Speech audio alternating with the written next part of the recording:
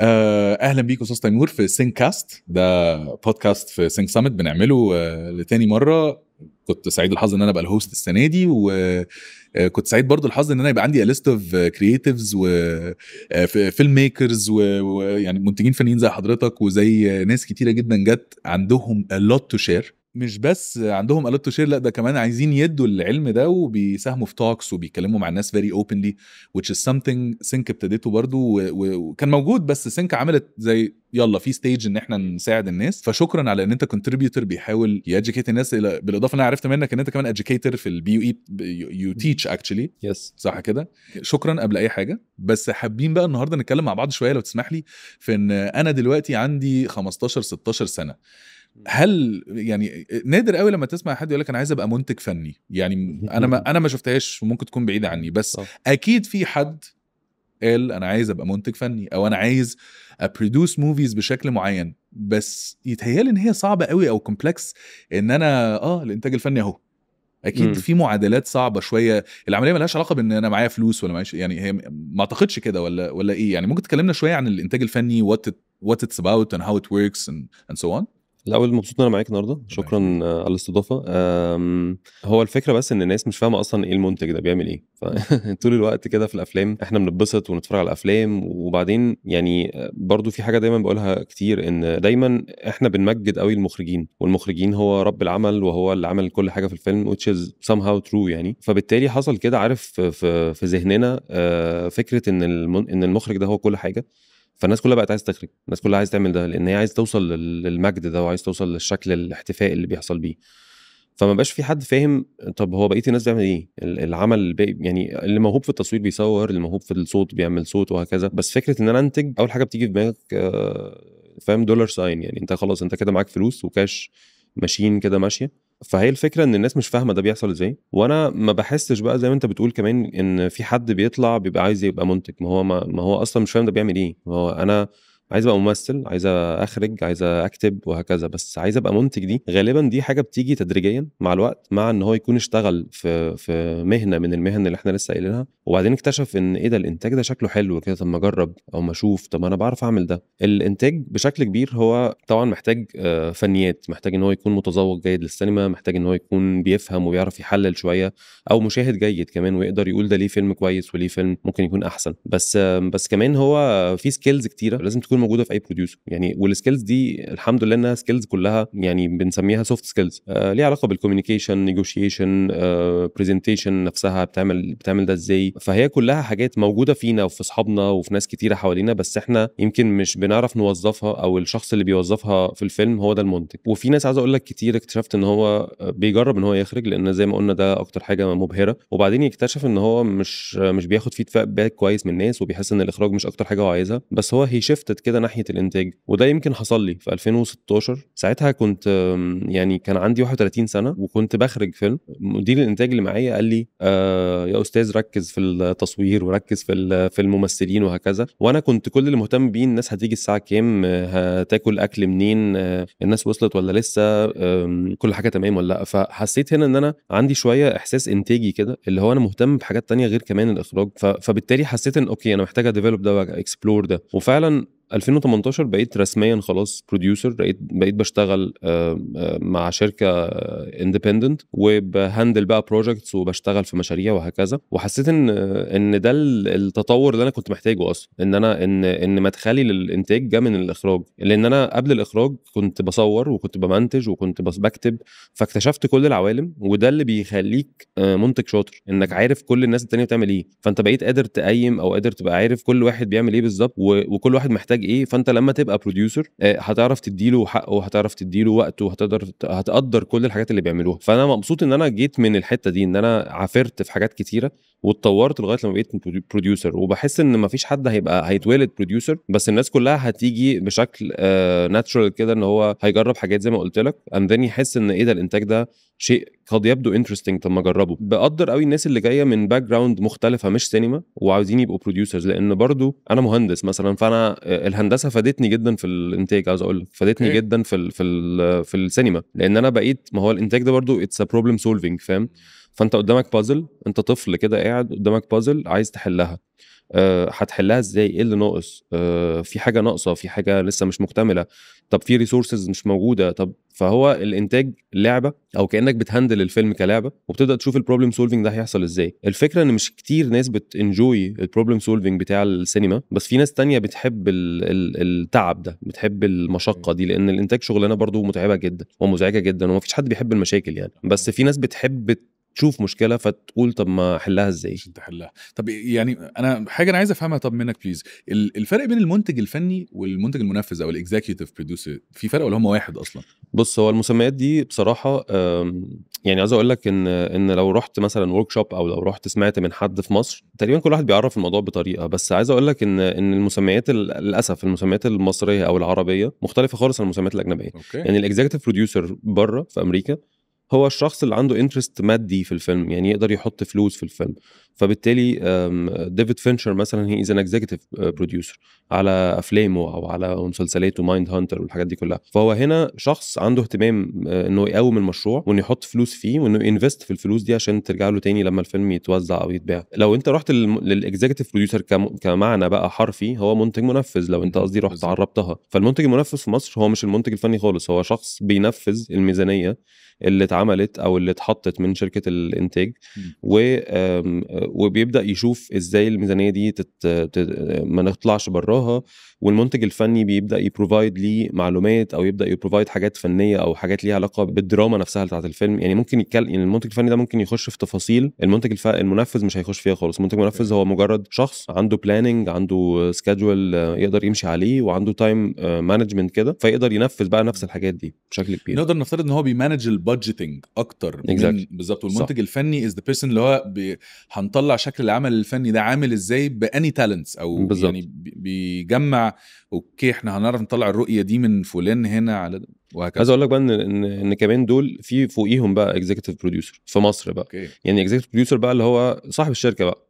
انا عندي شركه وعندي عايز انتج 10 افلام. طيب هنتج 10 افلام ازاي؟ ما انا شخص واحد، فلازم اجيب منتجين فنيين تحتيه كتير، كل منتج فني يمسك له مشروعين 3 ويبدا يعمل لي ريبورتنج، لان انا الشخص اللي بحط فلوس، او انا الشخص اللي بعمل شراكات مع شركات تانية وهكذا. فالبوس بقى بتاع الشركه ده اللي هو الاكزيكتيف بروديوسر بيجيب منتجين فنيين، والمنتجين الفنيين دول بيقدروا ينفذوا الافلام مع منتجين منفذين.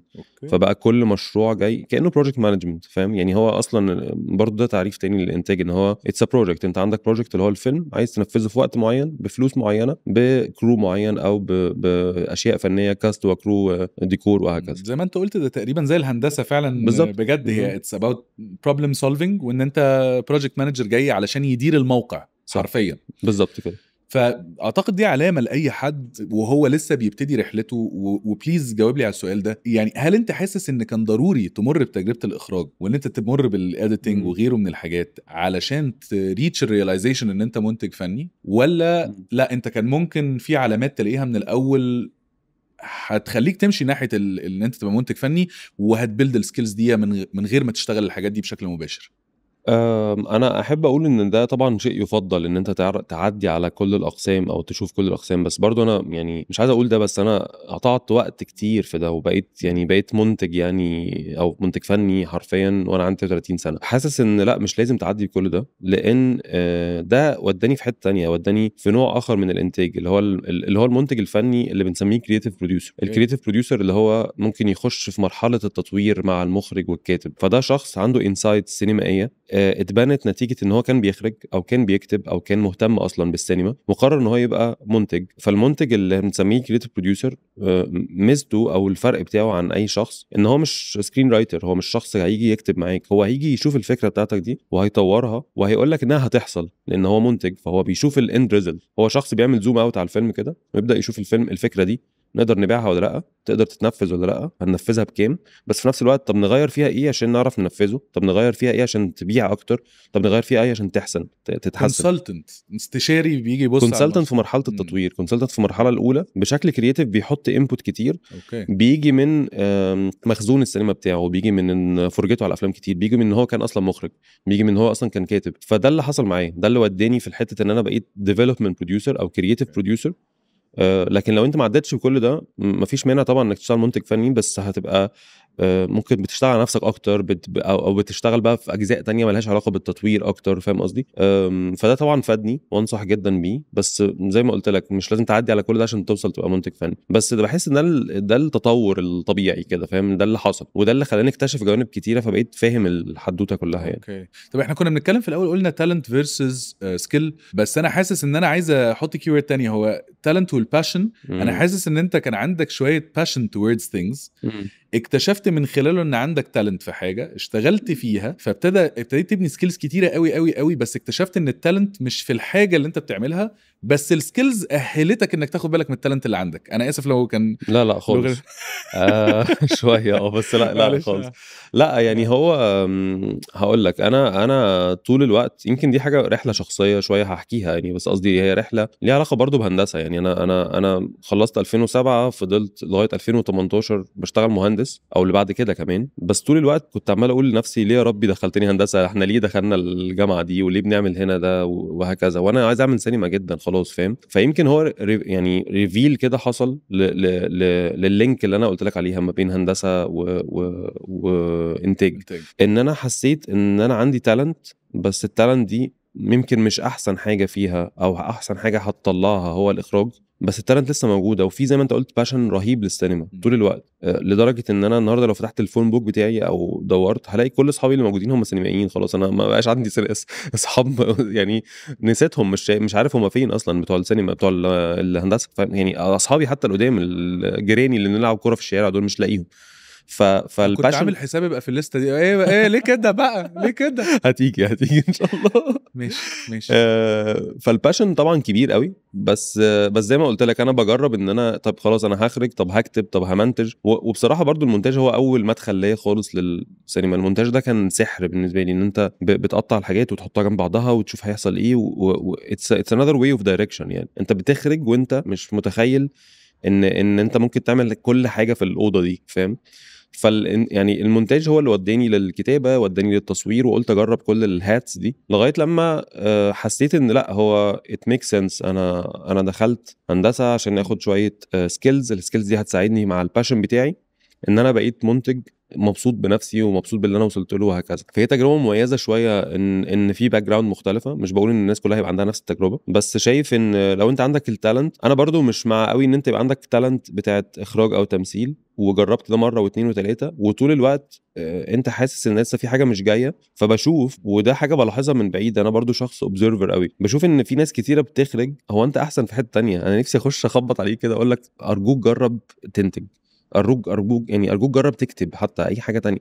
بس كاخراج مش عايز احبط الناس اكيد، بس قصدي بشوف دايما ان احنا محتاجين نلعب هاتس تانية كتيره، او نوير ديفرنت هاتس توجذر في نفس الوقت. وده اللي علمه لي برضو الانتاج، المالتي تاسكينج عامه، انك تعرف تعمل كذا حاجه في نفس الوقت لغايه لما تريفيل ان انت برضو محتاج تعيش حياتك بشبابك بكل الوقت ده في حاجه انت بتحبها. فما تحرقش في حاجه انت حاسس ان مش هي دي قوي، او ان انت متمسك بيها لدرجه ان انا مش هجرب حاجه تانية. وده اللي بيحصل عندنا في نادي المنتجين، النادي بتاع البروديوسرز بتاعنا EFPC، ان بلاقي ناس كتيره بتخرج وجايه بتجوين النادي عشان هي عايزه تتعلم انتاج عشان تنتج في المعهد. اتنز اب ان هو بيخلص الكورس او الورشه او الوقت ده اللي بيقعدوا معانا، وبيكتشف ان هو بينتج افلام ناس تانية وهو مبسوط جدا بده. فهو حصل له كمان ريلايزيشن، هو فهم ان ايه ده، انا منتج شاطر او انا جاي مني، فانا مش لازم انتج فيلمي بس. فانا ما بقاش متمسك بالحاجات اكتر، فاهم؟ كل ما الواحد بيتعلم اكتر كل ما بيفك اكتر، وبيكتشف ان هو لا، انا كنت شايف نظره ضيقه قوي للمخرج، كنت شايف نظره ضيقه قوي للمنتج، وفاكره ان هو الشخص اللي لازم يكون معاه فلوس، اللي مش عارف ايه. هو في الاخر كلنا معاش فلوس يعني عادي خالص تمام، بس بننتج وبنخلص اتس ا بروجكت مانجمنت زي ما انت قلت يعني انا خدت بالي بس من حاجه كده، ان المشكله الرئيسيه في ده ان الموضوع برضو فيه حته ايموشنز معينه كده. الفكره بتاعت الدينايل، ان انا طب وانا كده مخرج ممكن اكون فشلت، طب بس عيب ان انا افشل، طب ما انا لو عملت الجامب او الترانزيشن دي، طب ما كده يبقى انا هيقولوا عليا بعد كده ده ما فشل في تجربه الاخراج مثلا. How did you deal with this emotional journey what do you label it علشان تسهل اللي بيعمل النطة دي ان هو لا I can do it and succeed like تيمور اهو. طب ما هو ليه لا؟ how did you deal with it؟ بص انا مش حاسه دينايل قوي يعني مبدئيا. وانت صغير بحس ان انت الشيفتنج ده عادي جدا، كلنا اصلا شفتنا كاريرز، وانت مهندس وانا مهندس وكلنا رحنا في حاجات تانية صح. خالص، وده بقابله طول الوقت. فبحس ان طول الوقت الشيفتنج مش حاجه غلط، وبالذات وانت صغير. ومش عايز اقول ان عيب انك تعمل شيفتنج وانت كبير، مش قصدي كده خالص، بس قصدي ان يعني انا لغايه دلوقتي نفسي اخرج تاني وعايز اخرج تاني، ومراتي عماله تزن عليا تقول لي ارجوك خش اكتب الحاجات اللي وراك والافكار اللي انت عايز تعملها. وبيوحشني جدا الاخراج، بس جزء من الجروينج اب او ان انا بقيت نضجت في الجزء بتاع الانتاج ده، ان انا بقيت شايف انا عايز اخرج ايه وعايز انتج ايه، وفي فرق كبير من الاثنين. يعني طول الوقت الافلام اللي بنتجها انا عمري ما هعرف اخرجها ولا احب اخرجها، عاوز اقول لك، بس احب انتجها. يعني هي الفكره ان انا بقيت شايف يا نديم ان المنتج هو ستوري تيلر، هو شخص بيحكي نفس الحدوته اللي المخرج بيحكيها، بس بيحكيها من بوزيشن تاني. فلما بتدرك ده بتحس ان المنتج مش جاي يساعد المخرج، مش جاي يعمل له فيلمه، مش جاي يديله فلوس عشان يعمل فيلمه. هو واحد من الستوري تيلرز، هو واحد بيدافع عن فيلمه جدا، هو واحد بيفايت عشان فيلمه، بس بيفايت عشان الفيلم ده عشان اولا يحقق فيجن المخرج، عشان مؤمن جدا بالفيلم، عشان الكاتب اللي كتب الفيلم كتب قصة حلوة، فالمنتج قرر انه تحمس انه يعمل ده. وده اللي بيودينا لحاجة اسمها ستيتمنت او بروديوسر ستيتمنت. هو البروديوسر ليه بيعمل الفيلم؟ هو مش بروديوسر بيعمل الفيلم بس عشان فكره عشان يجيب فلوس في السينما ولا عشان يوزع وياخد اكسبوجر. هو البروديوسر بيعمل الفيلم عشان هو كمان عايز يقول نفس اللي بيقوله المخرج، بس هو مش عارف يقوله لان هو مش عارف يخرج ده، فهو بيقوله بطريقه تانية، بيقوله ببوزيشن تاني. فلما بتوصل للفكره دي وبتدركها بتحس ان انا منتج، كاني مخرج، كاني مصور، كاني انا واحد من I'm a storyteller. بالظبط انا ستوري تيلر، انا واحد من الفريق، فاهم؟ ده extremely inspiring والله. يعني مش بعظم يعني اي كلام، بس it's really inspiring because when you think about it احنا كده خلاص يبقى هو اغلب الكرو بيبقى ستوري تيلرز، بيقولوا طبعا من البوزيشن بتاعهم شيء طبعا معين. طبعا. فمش معنى ان انا مش هقول من البوزيشن ده دلوقتي ان انا ما نجحتش فيه او ان انا يعني بالظبط. لا، هو ممكن بس بحكي الحدوته من انجل تانية، وممكن اجرب تاني وارجع واروح. الشيفتنج مش عيب ومش غلط يعني. هل هو ممكن يتحسب ان هو غلط، تضييع وقت مثلا؟ خالص انا بحس ان انت بتكتشف حاجه. وانا هقول لك حاجه، انا مره في 2017 اشتغلت في فيلم واحد بس از ان اسيستنت دايركتور، ودي كانت اول واخر مره فعلا. وقلت انا مش هعمل ده تاني. بس يعني if you never try you never know، فاهم؟ انت محتاج تجرب عشان تعرف، ولما بيجرب وانت اصغر بيبقى اسهل. فانا جربت الشغلانه، والاسيستنت دايركتور ده عاوز اقول لك هو من اكتر الناس اللي احنا كمنتجين بنحبهم، لان هو شخص منظم، عارف احنا هنصور امتى وعارف هنخلص امتى، معاه ورقه وعمال يشد الناس في اللوكيشن ويلا واجري وبتاع. فهو شخص انا بحبه جدا، بس انا عمري ما هعرف اشتغل شغلانته في اللوكيشن، عمري ما هعرف ابقى بهذه التولز. فلا طبعا شيفتنج از مانداتوري، انت لازم تغير ولازم تشوف طول الوقت. تخيل كده انت عديت 40 50 سنه من حياتك بتكتب وكنت كاتب شاطر، بس السنه 51 اكتشفت ان انت بروديوسر احسن من كاتب، هتحس ان عمرك ضاع، فاهم؟ وهتحس ان انت كنت قافش في حاجه انت شاطر فيها، بس انت ايه ده، نهار ابيض، ده انا اشطر اصلا في الانتاج، فاهم حاجه؟ فانا طول الوقت يمكن برضو دي شخصيتي، انا شخص بحب اخد ريسكس، بدور وبحب اخش في حاجات، وبحب اجرب حاجه وتفشل عادي ونعمل واحده تانية احسن المره الجايه. يعني بحس ان هي دي الحياه، انت ما ينفعش تقف، ما ينفعش تمسك وتقفش في حاجه وانا هنتج نفس شكل الافلام او هخرج نفس شكل الافلام. فبحس ان الشيفتنج مهم، وبحس زي ما انت قلت ان كل واحد بيقوله من بوزيشن.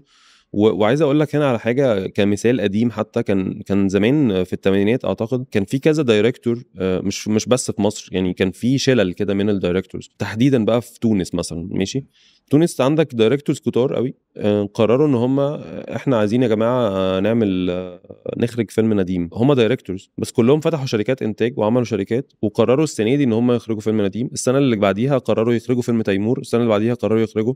فبقوا الثلاثه او الاربعه او الخمسه منتجين طول الوقت عندهم افلام، وكل واحد منهم بيعمل فيلمه وكلهم بيساعدوا بعض. وهنا كل واحد لعب نفس بقى الدور ده، فاهم؟ بقى هو مخرج مره، المره الجايه منتج، المره اللي بعديها اصلا مصور، لان تمام مفيش حد يصور وانت شاطر في التصوير، طب تعالى. فهي اللعبه دي جميله وبرودكتيف جدا، وبرده اوت اوف اول ذا سيستمز، يعني فاهم؟ مالهاش علاقه بالكوميرشال سين، مالهاش علاقه باي حاجه. انت ناس بتجرب بتعمل حاجه بباشن وبحب، وكلنا بنعرف نعمل الحاجات دي ونعمل ده.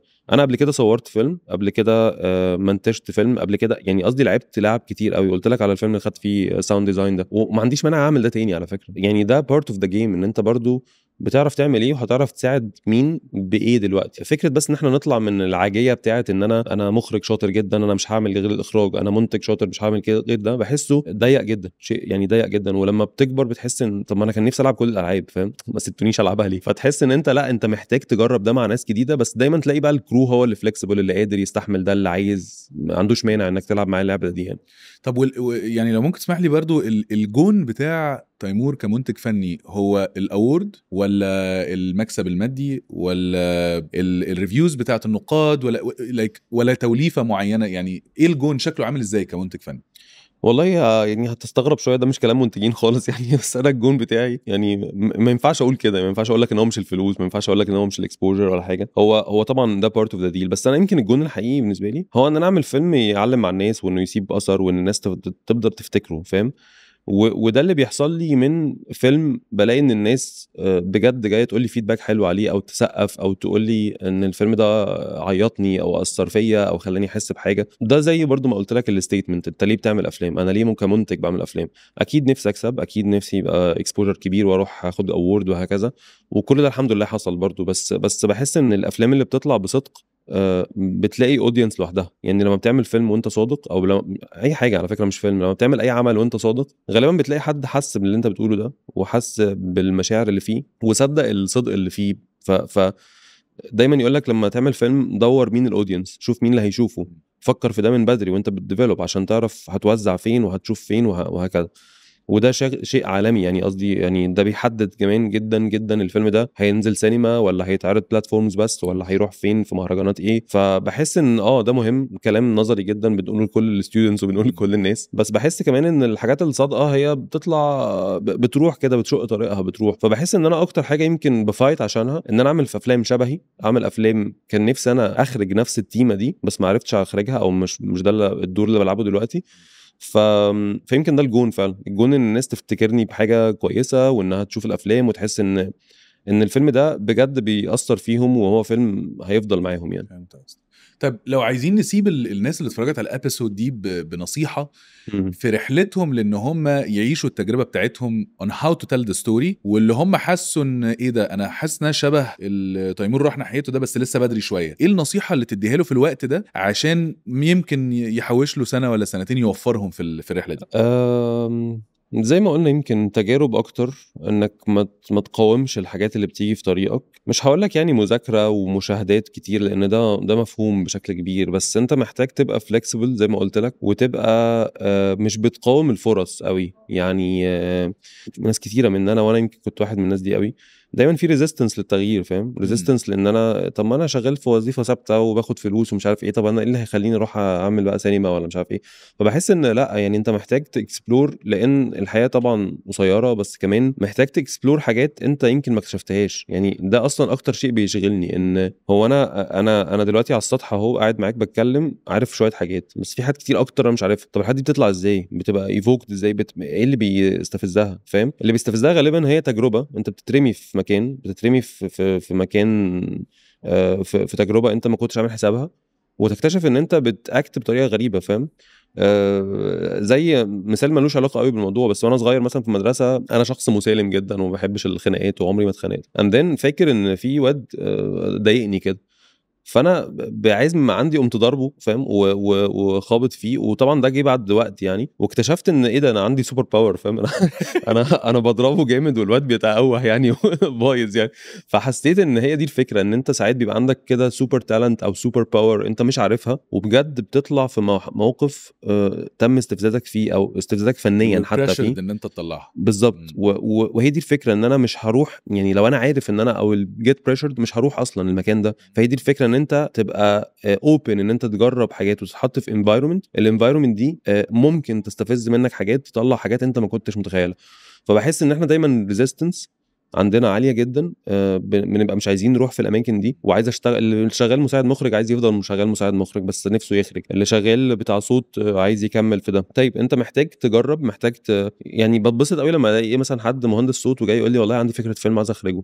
ده عظيم. يعني انت شخص يعني ما اديتنيش اي امبريشن ان الفيلم ده مش هينجح ولا هينجح، يعني ما اعرفش ايه اللي هيحصل، طبعا لازم اقرا اكيد، بس قصدي بحس ان ده شخص بيحاول يطلع من النورم، يعني اوت اوف ذا نورم، اللي هو بتاع ان انا كل يوم بصحى الصبح عشان عندي تصوير فهروح اسجل صوت ومش عارف ايه. فبحس ان احنا بس محتاجين نسيب نفسنا، فاهم؟ بس ما نخافش من الانفايرمنت تماما العدائيه، تمام بالعكس تمام. نجري ناحيتها. بالظبط. طبعا انا عارف ان في محددات تانية وفي فلوس واكل عيش ولازم نعمل الشغلانه بتاعتنا، بس وده برضو اللي بكرهه في يعني مش عايز اقول ده قوي، بس بكرهه في ناس كتيره بتعمل اعلانات. ناس كتير بتعمل اعلانات تيجي تقول لي انا نفسي اخرج فيلم وانا عايز اعمل. طب يا حبيبي ما انت مسحول في الاعلانات ومش لاقي وقت لده، ومحتاج تبوز بس شويه، تقف كده وتقول انا نفسي اعمل ايه، او تبقى مالتي تاسكر وتعمل ده جنب الاعلانات اللي هي شغلانه مزعجه جدا، 24 ساعه بتصور ما اعرفش ايه. بس وده اللي اتعلمته في ان انا كنت بشتغل في هندسه عدد ساعات مش طبيعي، وبرجع بالليل اعمل فيلمي الاول.